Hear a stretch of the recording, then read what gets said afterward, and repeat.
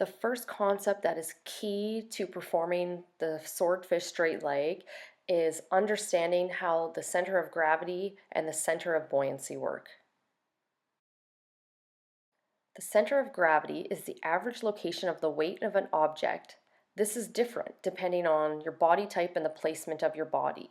The upcoming diagrams will show you the center of gravity with your arms in different positions. When your arms are down, your center of gravity is typically around your belly button. When you lift your arms up, your center of gravity shifts up towards your head. When you move your arms forward and bend forward, your center of gravity actually shifts outside of your body.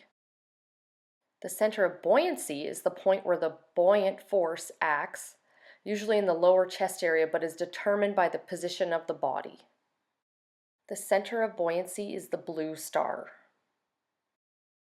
The center of buoyancy is always above the center of gravity when the head is above the feet.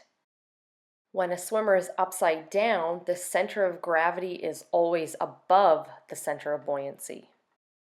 The second concept to be aware of is that the body only moves 90 degrees and the leg moves 180 degrees. So the body needs to go slower than the legs. In this diagram, the yellow represents the legs, so having to move 180 degrees, where the body is represented in green and it moves only 90 degrees. The third concept to be aware of in the swordfish straight leg is the position of the hands in the second half of the transition.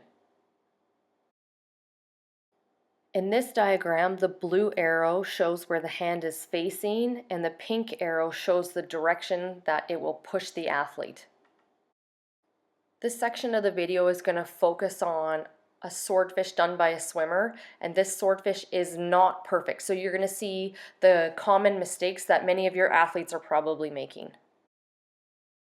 I like to teach a 3 scull start, so with the first scull being stretching out where the arrow is to that circle, so you can shift the center of gravity forward, making it easier for the body to go under and the leg to lift.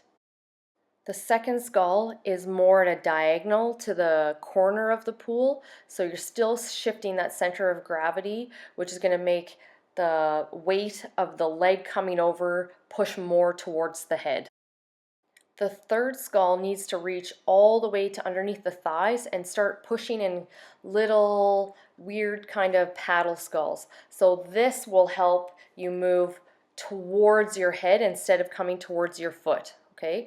Also, you want to feel like your body is going to stop and the leg is the one that's going to move all the way over. This will make more sense when we watch the full video of the swordfish.